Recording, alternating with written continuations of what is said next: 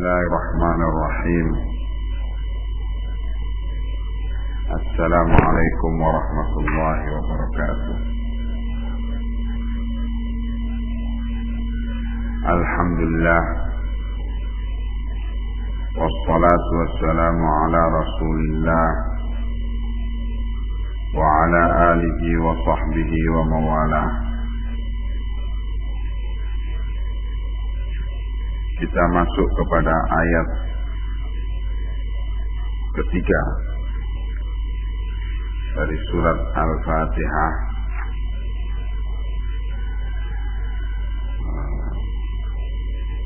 Atau keempat ya. Karena Syekh Abdurrahman As-Sa'di rahimahullah tidak membahas lagi ayat ketiga, yaitu yang berbunyi Ar-Rahman Ar-Rahim.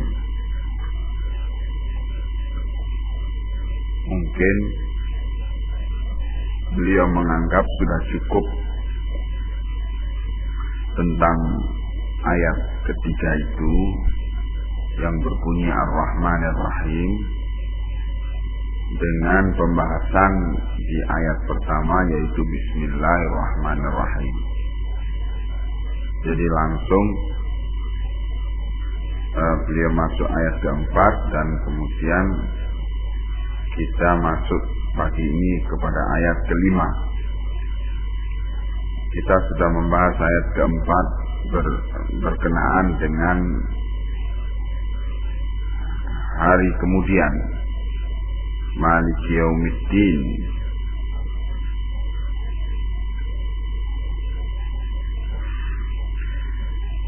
Pagi ini insyaallah kita membahas ayat kelima, yaitu berbunyi Iyyaka na'budu wa iyyaka nasta'in.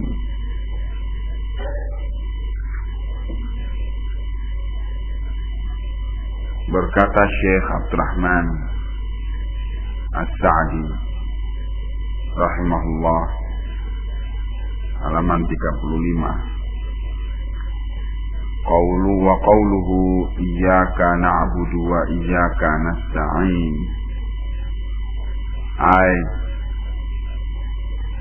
Yani nakhussuka wahdaka,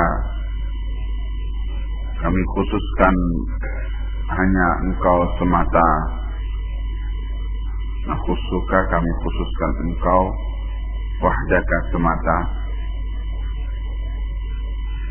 bil ibadati, dengan amalan ibadah, wal isti'anati, dan amalan isti'anah.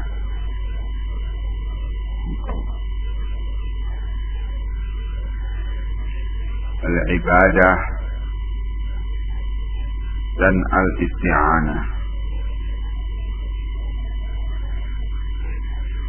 dikhususkan untuk Allah. Kenapa dimaknakan demikian? Dijelaskan oleh Syekh tentang susunan kalimat yang ada pada ayat ini. Beliau menyatakan li'annahu taqdimal ma'muli yufidul hasra, karena takdim, mendahulukan, al-ma'mul, yaitu objek. Kalau dalam bahasa Indonesia maf'ul itu objek ya, mendahulukan objek. Dalam hal ini ialah iyyaka, yufidul hasra, memberi pengertian makna apa? Memberi pengertian hasr.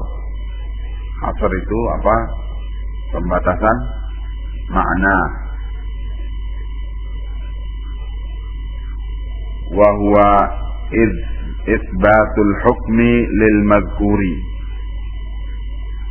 yaitu isbatul hukmi, menetapkan hukum bagi al-mazkur, bagi yang disebut.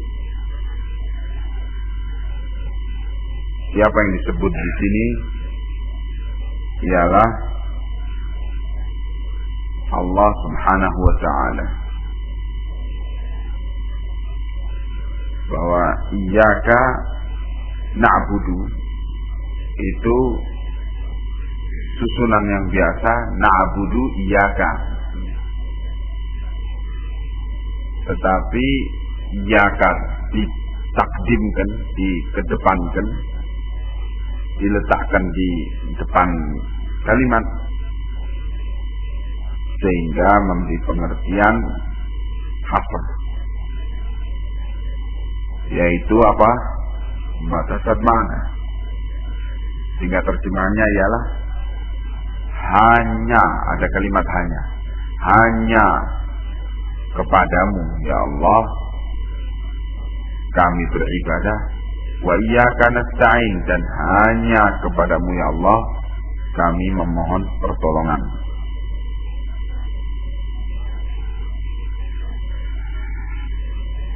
Di sini dikatakan di samping hasr juga isbatul hukmi lil madhkur, ditetapkannya hukum tersebut bagi yang disebut, yaitu ditetapkannya ibadah dan isti'anah bagi yang disebut, yaitu Allah, wa nafyihi amma adahu, wa nafyihi, dan menafikan hukum itu amma dari apa-apa yang adahu, yang selainnya.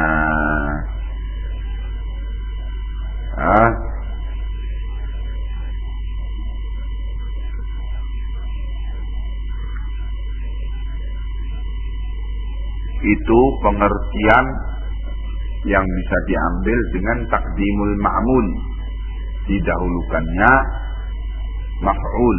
Nanti dalam pelajaran nahwu ada apa itu maf'ul, apa itu fi'il, ya.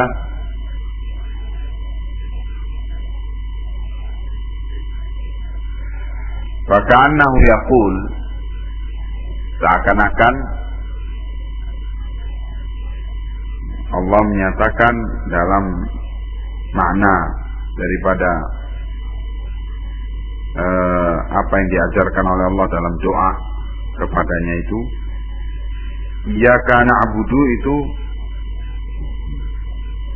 adalah na'buduka, kami beribadah kepadamu, wala na'budu ghairaka, dan tidak kami beribadah kepada selain engkau, wa nasta'inu bika, dan kami minta tolong denganmu, wala nasta'inu bi ghairika, dan kami tidak minta tolong kepada selain engkau.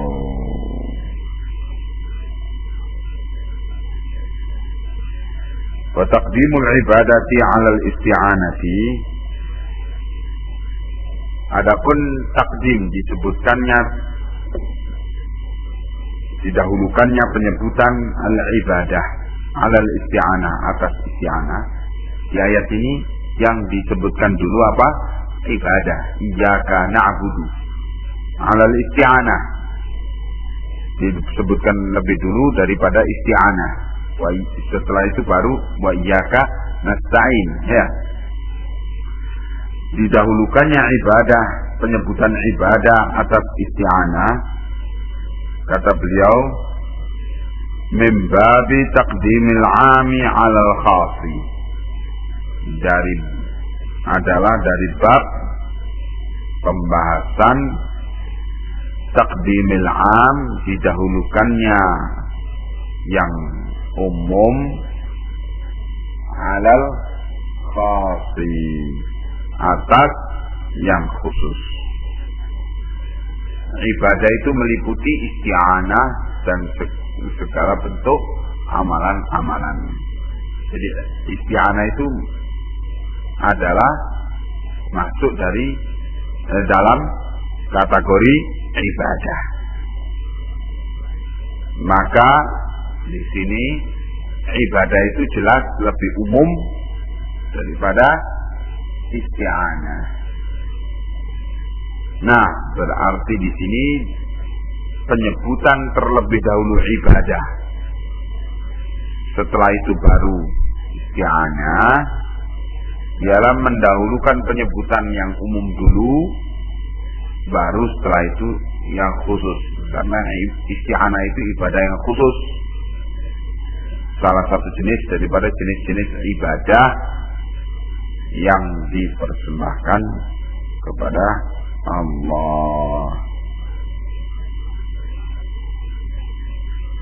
Wahtimaman bitaqdimi haqqihi ta'ala ala haqqi abdihi. Di samping menyebutkan yang umum dulu baru yang khusus, juga di sini ihtimaman memberi pengertian untuk ihtimaman, untuk mementingkan bitaqdimi haqqihi ta'ala, yaitu mementingkan untuk mendahulukan haknya Allah Ta'ala. Apa haknya Allah Ta'ala di sini? Al-ibadah. Ya. Didahulukannya hak Allah Ta'ala ala haqqi abdihi, atas haknya hambanya. Haknya hambanya yaitu apa? Mendapat pertolongan ketika hambanya minta tolong. Ya. Jadi disebutkannya dulu ibadah, iyyaka na'budu, setelah itu baru wa iyyaka nasta'in, yaitu mendahulukan hak Allah yaitu ibadah sebelum memohon pertolongan, memohon haknya makhluk, yaitu memohon apa? Pertolongan. Begitu. Sekarang apa itu pengertian ibadah, apa itu pengertian isti'anah? Iyyaka na'budu wa iyyaka nasta'in. Ya. Wal ibadatu.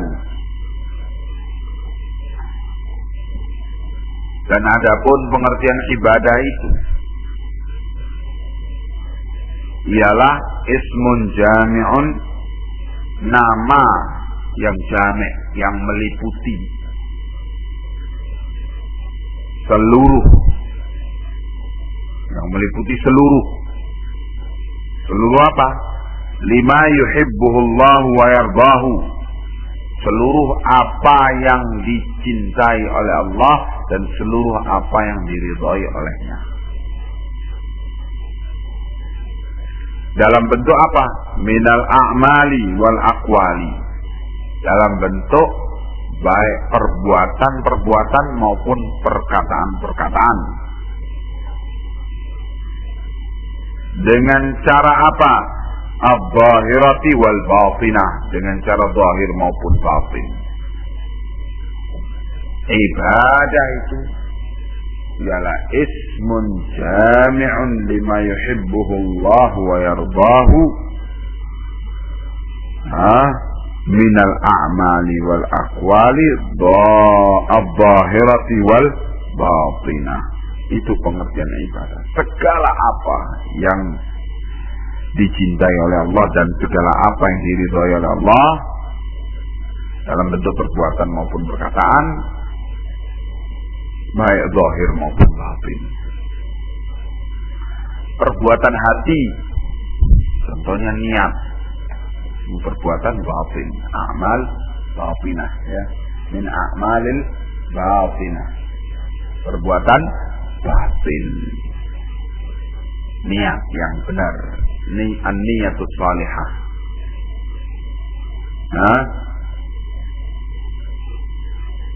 Cinta kepada Allah dan Rasulnya, ini minal a'mal al-batinah, termasuk dari amalan batin.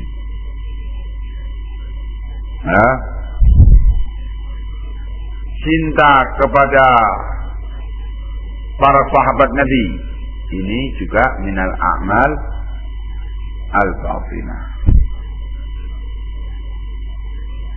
Ya. Aqwal al-batinah, perkataan yang batin, Contohnya, yaitu ketika seorang hamba berkata dalam hatinya tasbih dan tahmid kepada Allah, berzikir dengan hatinya dan bertasbih kepada Allah. Perkataan hati banyak dan tak terhingga.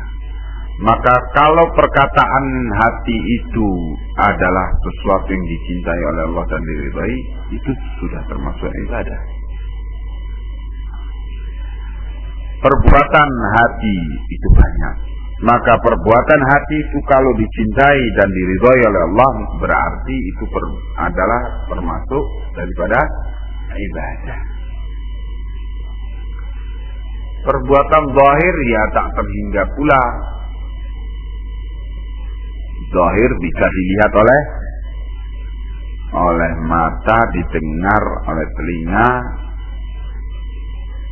yakni bisa dicapai oleh panca indera, itu zahir. Ya, bila perbuatan-perbuatan itu memang adalah termasuk dari yang dicintai dan diridhai oleh Allah, maka itu adalah ibadah. Jadi dengan pengertian ibadah seperti yang disebutkan oleh Syekh di sini, Syekh Abdurrahman yang menukil dari definisi yang dibawakan oleh Syekhul Islam Ibnu Taimiyah rahimahullah dalam Majmu' Fatawa beliau. Nah, ini meliputi sangat luas pengertian ibadah itu.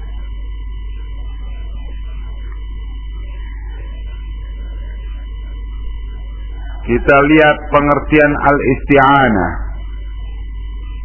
Wal isti'anatu, dan pengertian isti'anah itu ialah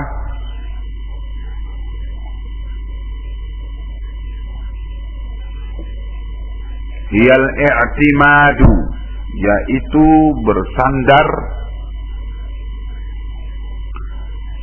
alallahi ta'ala, bersandar kepada Allah yang maha tinggi,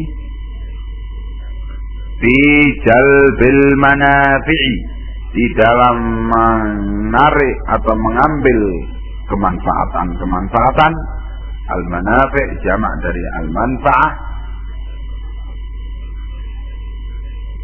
Bersandar kepada Allah Ta'ala dalam mengambil manfaat-manfaat, wa daf'il madari, dan dalam menolak kemudaratan. Al-madar jamak dari al-madarrah.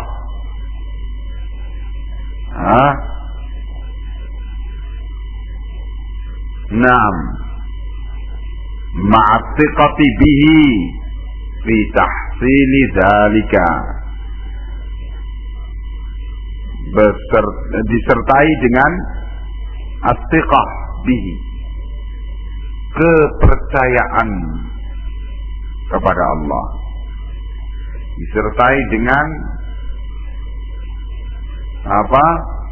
keyakinan kepada Allah bahwa Allah akan bisa memberi manfaat dan menolak mudarat. Fi tahsili dzalik, dalam mendapatkan manfaat ataupun mudarat itu. Itu isti'anah. Bersandar kepada Allah Ta'ala dalam mendapatkan, meraih kemanfaatan dan menolak madarat, yaitu menolak bahaya.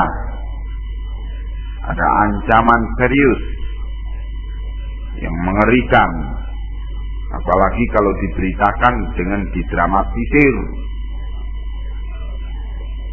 Itu membuat deg-degan.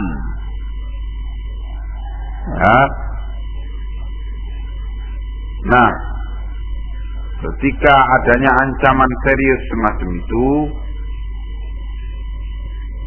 Maka seorang mukmin beristi'anah kepada Allah, yaitu akhirnya menyandarkan kepada Allah dengan disertai keyakinan bahwa Allah akan mengabulkan permintaannya untuk menolak segala makar jahat. Itu isti'anah. Ada keperluan yang sangat mendesak,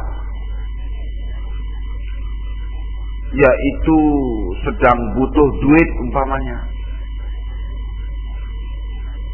atau sedang butuh teman, atau sedang butuh istri, atau sedang butuh anak. Manusia tidak lepas dari kebutuhan. Belum punya duit, butuh duit, perlu duit. Sudah punya duit, perlu untuk kemana hendak membelanjakan. Ketika belum sekolah, perlu sekolah. Setelah sekolah, perlu kerja. Kemana kerja? Di mana kerja? Ketika belum nikah, perlu nikah. Ketika sudah nikah, perlu anak. Ketika dikasih anak, diganggu oleh berbagai penyakit, atau anaknya diganggu oleh sakit ini, sakit itu. Perlu kesehatan anaknya. Setelah anaknya itu menginjak remaja, mulai anaknya menggoda, perlu pendidikan. Terus tidak habis-habisnya dengan keperluan dan keperluan, masalah terus. Nggak habis-habisnya sampai hatta zurtumul maqabir, sampai masuk kubur. Masuk kubur masih lagi perlu adanya masalah, yaitu ingin mendapatkan nikmat kubur, dan masih tetap saja ada ancaman madar, yaitu menghindar dari azab kubur. Sampai kalau sudah masuk surga, barulah selesai cerita itu semua. Sebab di surga hanya ada masalah dan serba tersedia, dan tidak ada madarah sedikit pun. Begitu perjalanan hidup manusia yang terus perlu dan perlu, fakir dan fakir. Fakir itu artinya perlu dalam mendapatkan keperluannya, maslahatnya, dan menolak madaratnya.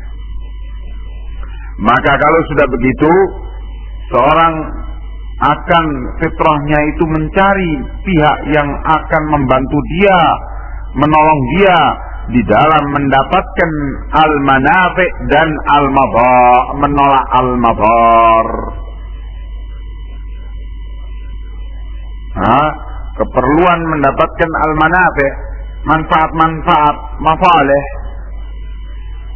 dan menolak al-madar. Bagi orang yang kenal Allah, maka dia beriktimad, bersandar kepada Allah di dalam mendapatkan manafi' itu tadi. Bersandarnya bukan sekedar bersandar, tapi disertai sifatun billah, disertai dengan keyakinan kepada Allah bahwa Allah pasti akan memberi. Sebab Allah sudah menjamin, wa idza sa'alaka 'ibadi 'anni fa inni qarib ujibu da'watad da'i idza da'ani. Dan apabila hambaku bertanya kepadamu, hai Muhammad, tentangku, maka beritahu hambaku itu bahwa aku itu dekat. Aku mengabulkan segala permintaan kepadaku. Harus ada istiqamah billah. Di dalam i'timad, di dalam bersandar kepada Allah untuk mendapatkan keperluan. Demikian pula harus ada i'timad kepada Allah di dalam menolak madarrah. Harus ada thiqatun billah dalam i'timad kepada Allah, dalam bersandar kepada Allah itu ketika menolak madarrah. In tansurullaha yansurkum wa yutsabbit aqdamakum. Itu pasti janji Allah dalam menolak madarrah. Kalau kamu menolong agama Allah, pasti Allah akan menolong kamu dan akan mengokohkan kedudukan kamu. Jadi Allah sudah memberikan janji-janji, tinggal permasalahannya apakah kita akan thiqah bihi, akan percaya kepada janjinya itu ketika kita bersandar kepadanya di dalam jalbil manafi', mendapatkan manfaat, dan dalam daf'il madar, menolak kemudaratan.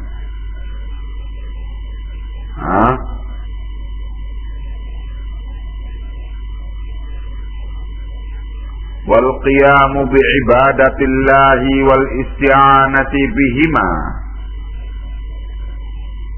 dan menunaikan al-qiyam, menunaikan ibadah kepada Allah dan beristi'anah,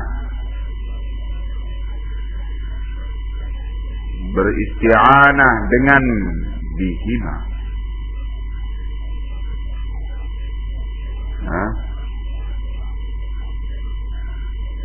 Wal isti'anatu mestinya bihi.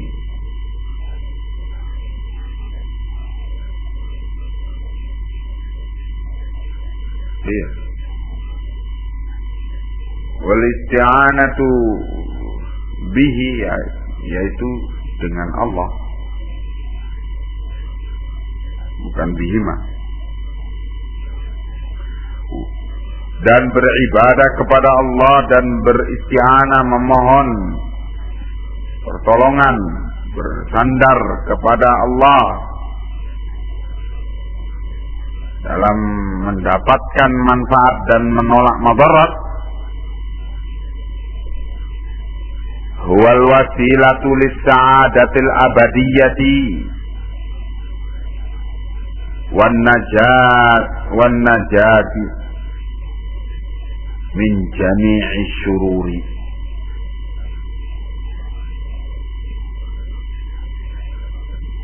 Dan menunaikan ibadah kepada Allah dan beristi'anah kepadanya adalah wasilah, jalan bis-sa'adatil abadiyah, untuk mendapatkan kebahagiaan abadi, yaitu kebahagiaan akhirat. Itu kebahagiaan abadi. Untuk mendapatkan kebahagiaan abadi. Wan najat min jami'i syurur, dan keselamatan, keselamatan min jami'i syurur, dari segenap syurur, kejelekan.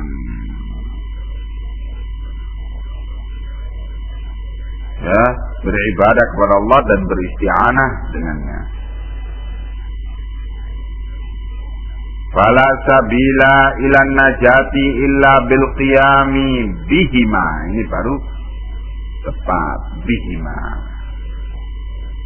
Maka tidak ada jalan, la sabila, tidak ada jalan ilan najati, untuk sampai kepada an-najah, keselamatan, illa kecuali bil qiyami bihima, kecuali dengan menunaikan keduanya, yaitu ibadah dan isti'anah. Nah,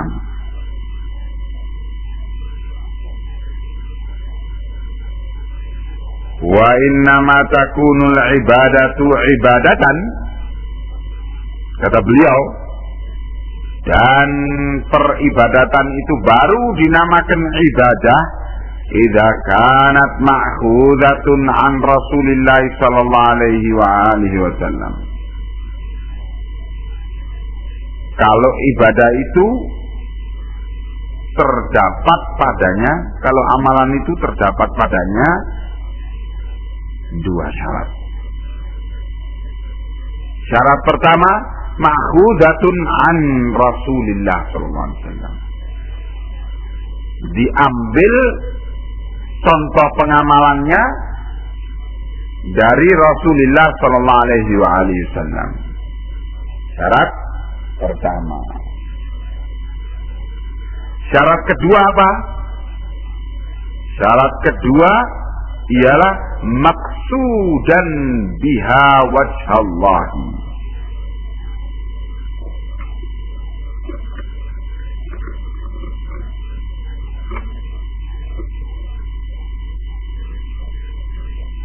Syarat kedua yaitu maksudan biha, ditujukan dengannya, dengan ibadah itu wajhallahi, wajah Allah. Ikhlas semata-mata untuk wajah Allah. Dalam pengertian lain disebutkan ikhlas semata-mata tujuannya supaya dia bisa berjumpa dengan melihat wajah Allah di surga. Wajah Allah itu tidak bisa dilihat kecuali oleh ahlul jannah, penghuni surga di surga. Ya, itu tujuan dia beribadah, karena kerinduan syauq, kerinduan untuk melihat wajah Allah dan berlezat-lezat dengan melihat wajah Allah. Itu cita-citanya, itu keinginannya, karena Allah telah menjanjikan melalui Al-Quran dan Sunnah bahwa hambanya itu akan melihat wajah Allah di surga. Janji Allah di dalam Al-Quran apa? Yang berkenaan dengan akan melihatnya hamba Allah itu kepada wajah Allah, yaitu firman Allah, wujuhu yawma idzin nadhirah ila rabbiha nadhirah. Pada hari itu wajah-wajah nadhirah berseri-seri. Ila rabbiha nadhirah, ketika dia melihat wajah Tuhan.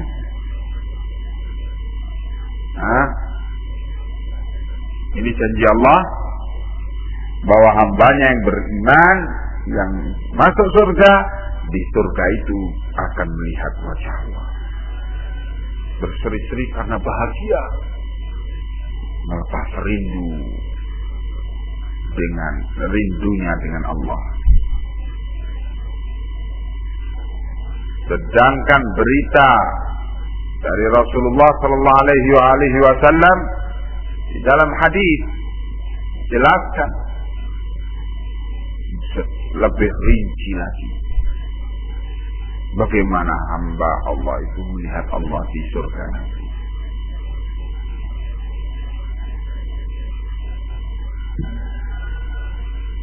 Nah, jadi tujuannya ialah wajah Allah, wajah Allah.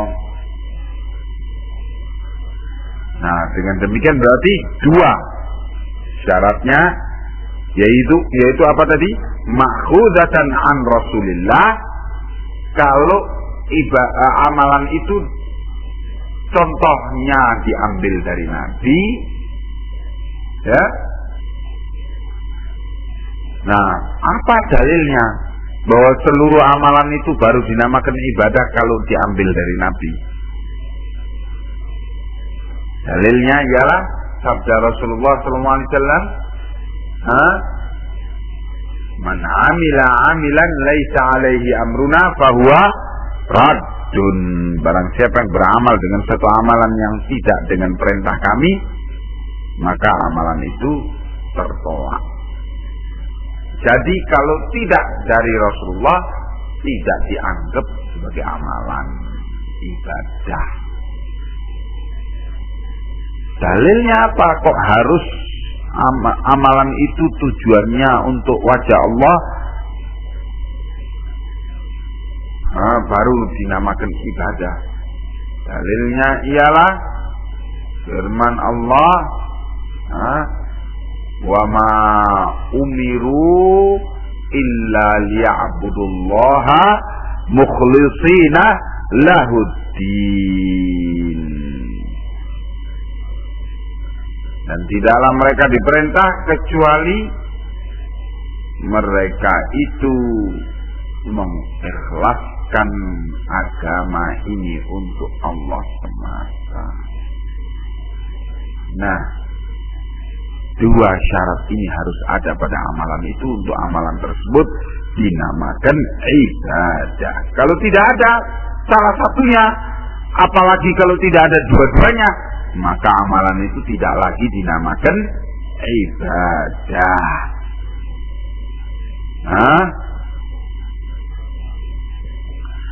Fa innahu illam yu'inhu Allahu, karena apabila hamba itu illam yu'inhu Allah, kalau Allah tidak menolongnya, lam yahsul lahu, tidak akan dia mendapatkan ma yuriduhu, apa yang dia inginkan, min fi'lil awamiri, yaitu mengerjakan al-awamir, mengerjakan perintah-perintah Allah, wajtinabin nawahi, dan menjauhkan diri dari an-nawahi, larangan Allah. Loh, terlambat. Iya. Nah, fabihadainil amraini, sahih. Fabihadainil amraini takunu ibadatun. Maka dengan kedua perkara ini, yaitu apa tadi? Ma'khuzatun an Rasulillah, kemudian maqsudan biha wajhallah. Maka dengan dua perkara ini takunu ibadah, jadilah ibadah itu, jadilah amalan itu sebagai ibadah. Kemudian kata Syekh rahimahullah, wa dzukira al-isti'anatu ba'da al-ibadati, dan disebutkannya al-isti'anah setelah al-ibadah dalam ayat ini. Kan ya, iyyaka na'budu wa iyyaka nasta'in, disebutkannya al-isti'anah setelah ibadah, ma'adukhuliha fiha, padahal isti'anah itu masuk dalam pengertian ibadah. Lihtiyajil abdu,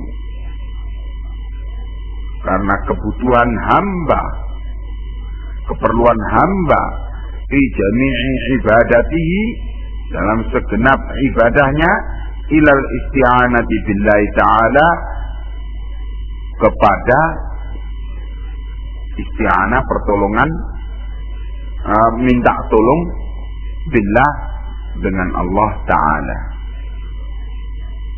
Ya. Nah, karena memang hamba itu tidak bisa, karena hamba itu sangat memerlukan, tidak bisa lepas dari keperluan untuk minta tolong kepada Allah di dalam segala peribadatannya. Dijelaskan oleh beliau, fa'innahu, karena illam yu'inhullah, kalau Allah tidak menolongnya, tidak menolong hamba itu, lam yahsul lahu ma yuriduhu min fi'lil awamir wajtinabin nawahi. Lam yahsul lahu, tidak akan dia dapatkan ma yuridu, apa yang dia inginkan, min fi'lil awamir, tidak akan dia dapatkan, yaitu apa yang dia inginkan dalam bentuk fi'lil awamir, menjalankan awamir. Al-awamir jamak dari al-amru, ya, menjalankan perintah-perintah. Wajtinabin nawahi, dan tidak bisa juga hamba itu menjauhkan istinab, menjauhkan an-nawahi. An-nawahi jamak dari an-nahi, larangan-larangan. Ya, seorang hamba tidak bisa menjalankan perintah-perintah Allah kecuali dengan pertolongan Allah. Tidak juga bisa hamba itu menjauhkan diri dari larangan-larangan Allah kecuali dengan pertolongan Allah. Makanya kita diajari oleh agama ini zikir la haula wala quwata illa billah. Tidak ada daya upaya, tidak ada kekuatan kecuali dengan pertolongan Allah. Dan Allah juga memberitahukan kepada kita,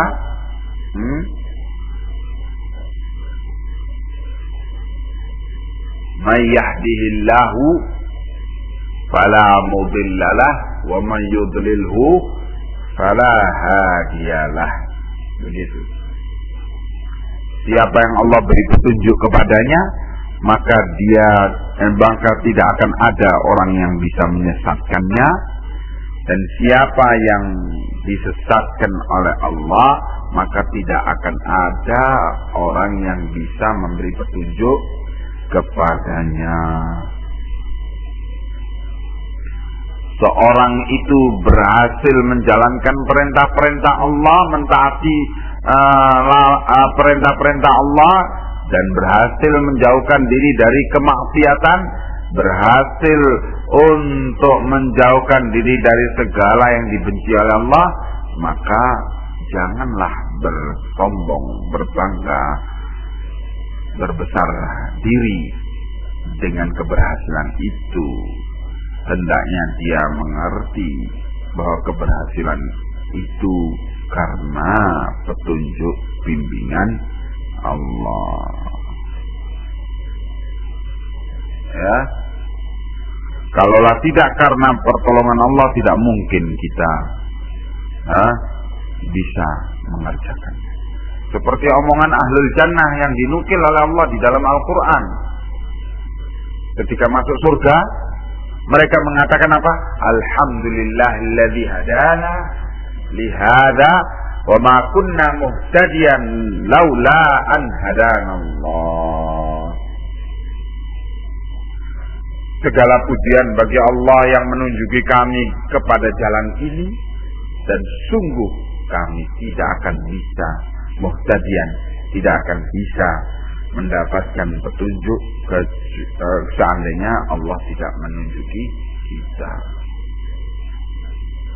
Jadi dengan seorang hamba berhasil bertaqarrub, mendekat kepada Allah dengan amalan-amalan saleh, maka bersyukurlah kepada Allah, karena Allah lah yang menolong kamu di dalam menjalankan itu semua. Jangan menganggap dirimu adalah hebat dengan itu, tetapi justru Allah lah yang menolong kamu. Dengan berhasilnya seorang hamba itu dari kemaksiatan dan dari kesesatan, jangan berbangga, jangan bersombong dengan itu, tetapi bersyukurlah kepada Allah, karena Allah lah yang bisa menyelamatkan kamu dari kesesatan itu. Sungguh seandainya Allah tidak menyelamatkan kamu, kamu tidak akan bisa selamat.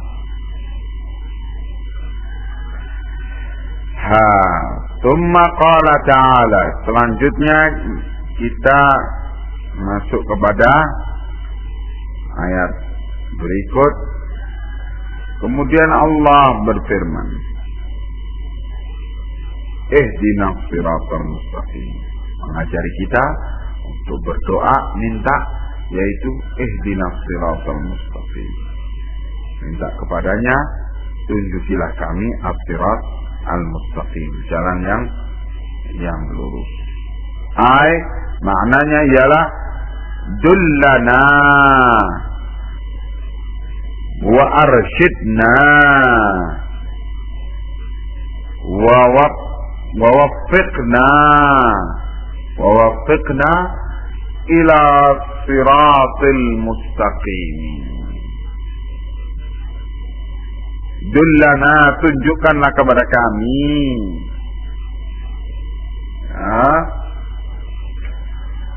wa arsyidna, dan bimbinglah kami, wa waffiqna, dan berilah kami taufik,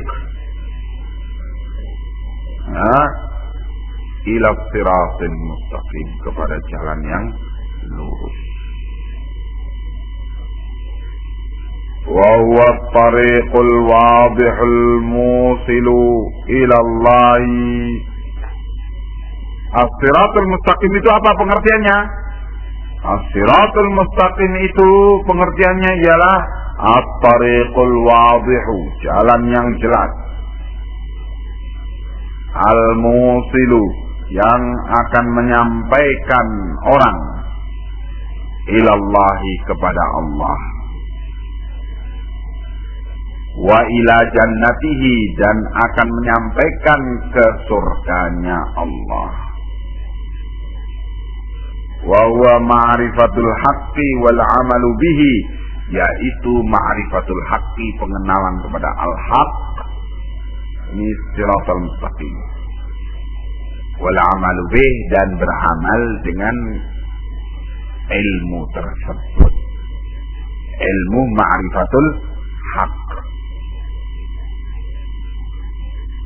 Fahdina ila sirati wahdina fis sirati. Maka diterangkan di sini, ihdinas siratal mustaqim itu pengertiannya ialah fahdina ila sirati, tunjukilah kami kepada jalan tersebut. Wahdina fis sirat, dan juga tunjuki kami di jalan itu. Jadi orang itu membutuhkan dua hidayah. Hidayah pertama ilaf sirat, petunjuk mengantarkan dia ke jalan itu. Nah, setelah ketemu jalan itu, dia membutuhkan hidayah yang kedua, yaitu hidayah fis sirat, yaitu petunjuk di jalan itu, supaya enggak bengkok lagi, enggak menyebal lagi dari jalan itu ke jalan lain.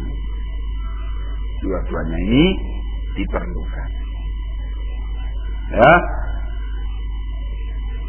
orang itu membutuhkan hidayah kepada ma'rifatul haq wal amal bih. Ya, orang itu membutuhkan jalan untuk mengenal al-haq dan untuk beramal dengan al-haq.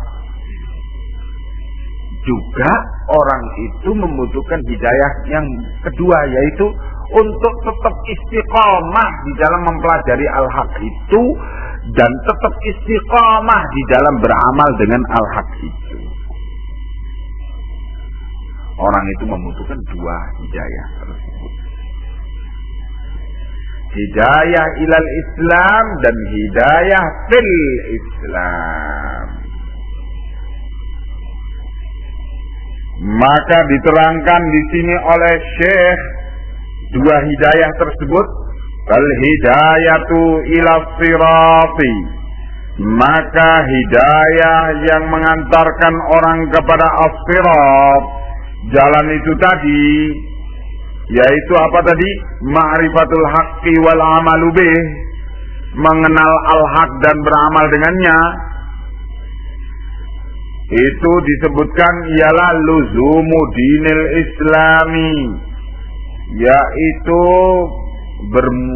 beriltizam, luzum beriltizam, berpegang, menjalani terus menerus agama Islam, wa tarku ma siwahu minal adyani, dan meninggalkan selain Islam dari agama-agama lain.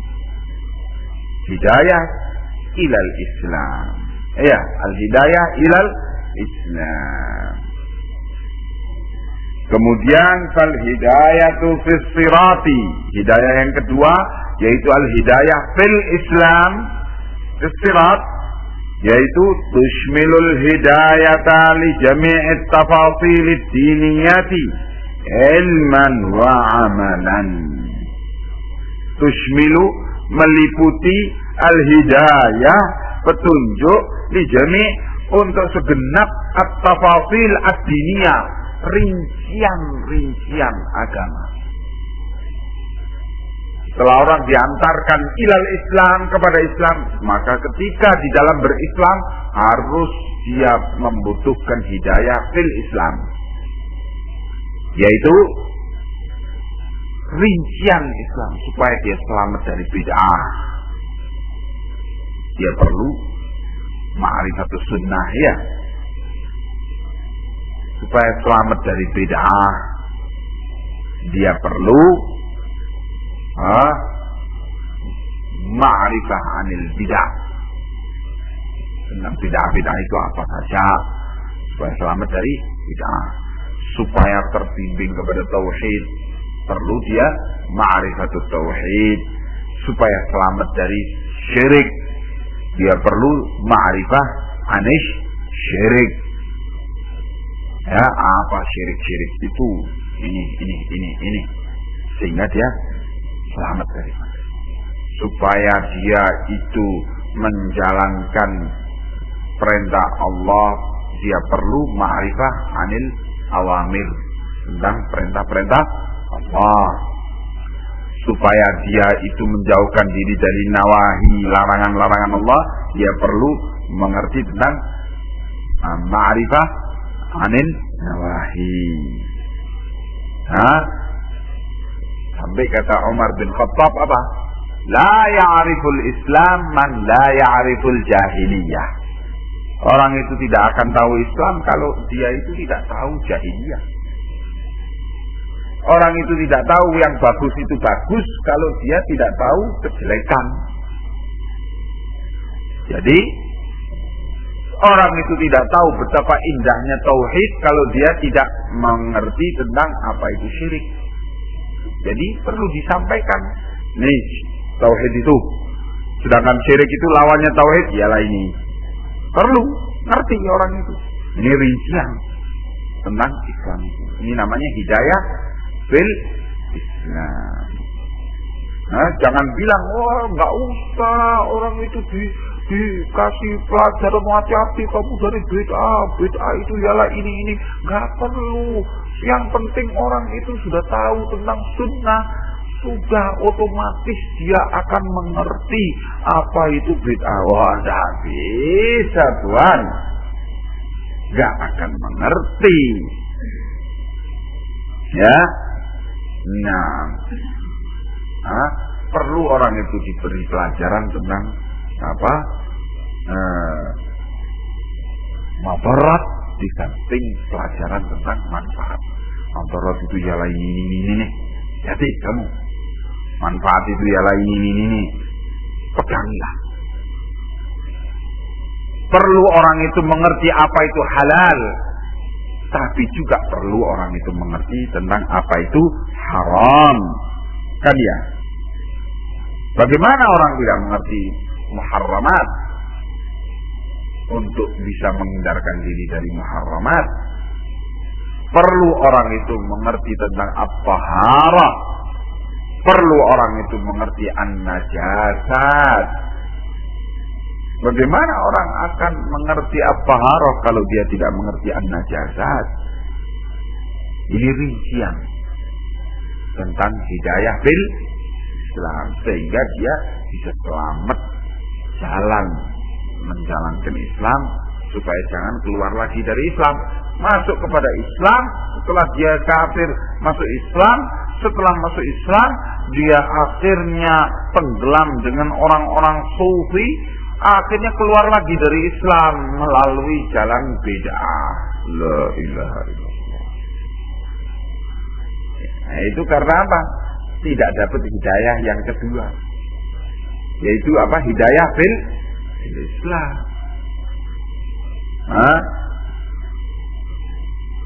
Selamat dia dari kafir, dapat hidayah, terus masuk Islam, syahadat. Terus gurunya yang untuk mengajari dia tentang Islam sufi, mengajari dia wahdatul wujud, keluar lagi dari Islam melalui jalan bid'ah. Atau gurunya Qadari, ngajari dia tentang pengingkaran kepada takdir Allah, keluar lagi dari Islam melalui bid'ah Qadariyah. Nah, itu tidak dapat hidayah yang kedua, sehingga lepaslah hidayah yang pertama itu dari dia karena nggak dapat hidayah yang kedua. Ya. Nah, keluar dari Hindu masuk Islam. Setelah masuk Islam, setelah syahadat, diajak oleh gurunya untuk tirakatan di kuburan Wali Songo. La haula wala quwwata illa billah. Buyar kan Islam. Keluar lagi dengan syirik-syirik itu. Nah, coba.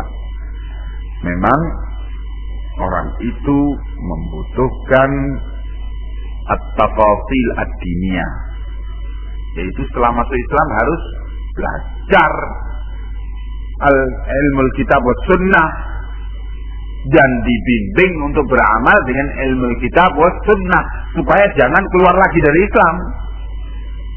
Itu. Fahadha du'a'u min ajma'il ad'iyati. Maka doa ini adalah termasuk daripada doa yang paling mencakup. Ihdinas siratal mustaqim itu doa yang paling mencakup. Wa anfa'iha lil 'abdi, dan doa yang paling bermanfaat untuk hamba.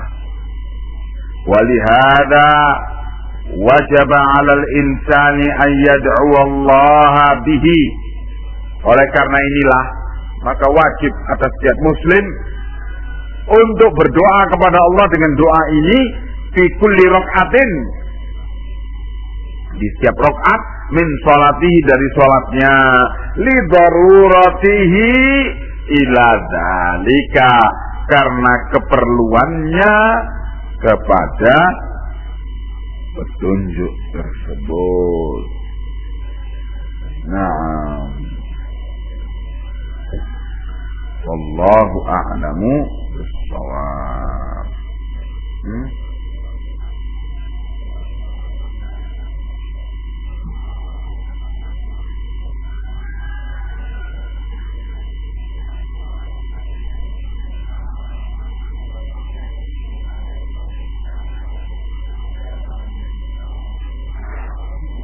Harus apa?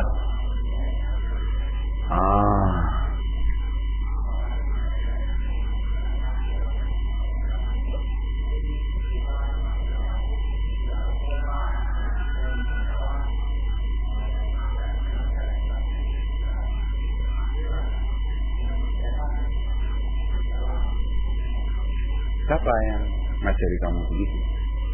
Artinya dalilnya apa? Kok harus begitu?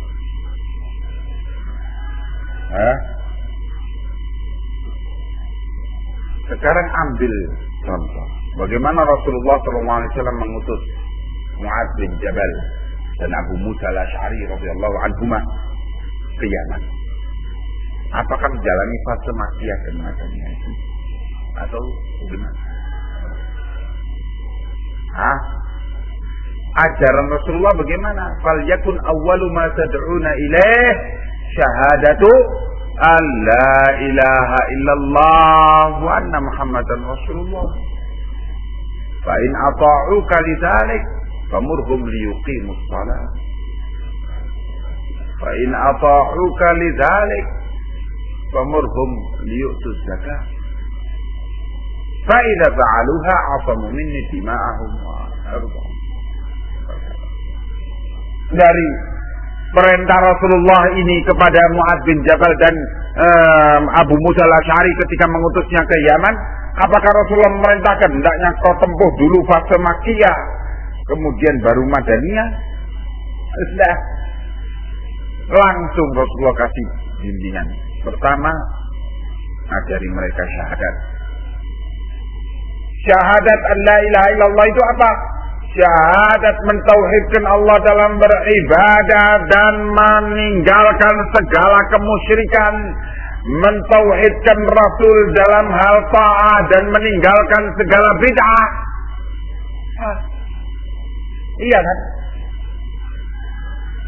Tegakkan tauhid dan berantas syirik, tegakkan sunnah dan berantas bid'ah. Itu pertama dakwah yang harus dilakukan, yang dibimbing, yang diperintahkan oleh Rasulullah kepada kedua beliau ke Yaman. Yaman negeri ahlul kitab, Yahud dan Nasara. Waktu itu sudah diperintah demikian. Ya, jadi nggak menyelinap, menyelinuk dan sebagainya untuk merubah dari jalan, merubah dari atas, merubah dari samping dan kanan kiri. Ialah kita menjalankan dakwah itu sesuai dengan apa yang dibimbing oleh Rasulullah. Jangan dengan pikiran kita. Jangan frontal dengan adat istiadat. Frontal dan tidak frontal itu harus dengan bimbingan, jangan dengan pikiran kita. Iya.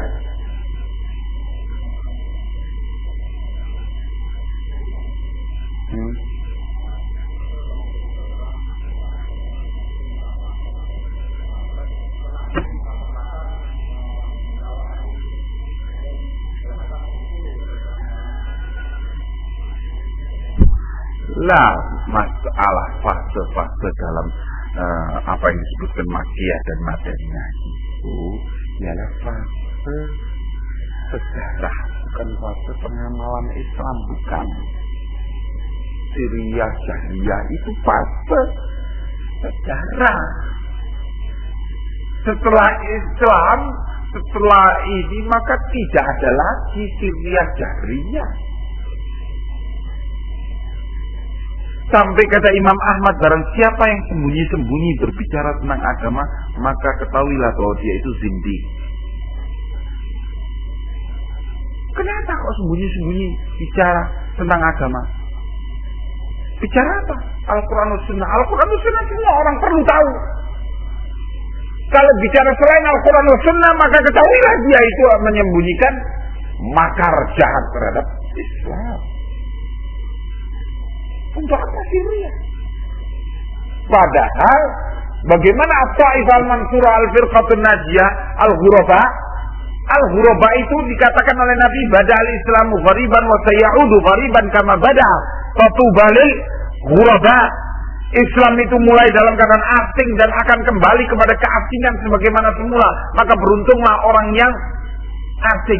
Dalam kondisi asing-sing itu, apa perintah Rasul di situ? Mereka ciri-cirinya itu zahirina alal haq, tetap bukan Syria alal haq, tapi zahirina alal haq, tetap menampilkan secara zahir al haq. Syiriah. Akhirnya karena dia menampilkan al-haq, sementara ahlul batil demikian mendominasi kekuasaan, ditangkap, dijebloskan ke penjara, disiksa seperti apa yang dialami oleh Imam Ahmad, dan dipaksa untuk mengikuti ahlul batil, tidak mau masuk ke penjara, disiksa, tetap tidak mau, tetap zahirina alal haq. Nah, begitu dakwah Syiriah. Kenapa Rasulullah Syiriah? Karena diperintah oleh Allah untuk Syiriah pada waktu itu. Setelah datangnya perintah Jahriyah, sudah sampai hari kiamat tidak ada lagi Syiriah setelah datangnya perintah Jahriyah. Hapus, sudah mansuh, itu hukum yang mansuh. Sebagaimana Islam itu datang memansuhkan, menghapuskan hukum-hukum sebelum Islam, maka demikian pula hukum-hukum yang sebelum datangnya perintah, maka terhapuslah hukum itu ketika datangnya perintah. Ya, hukum dalam Islam itu ada mansuh, ada yang nasikh, ada yang dihapus, ada yang nasikh. Dakwah Syiriah itu telah mansuh dengan datangnya perintah dakwah Jahriyah sampai hari kiamat. Enggak kembali lagi Syiriah lagi, enggak. Sampai hari kiamat tetap sudah Jahriyah karena sudah mansuh. Begitu. Entah? Loh, masih lagi.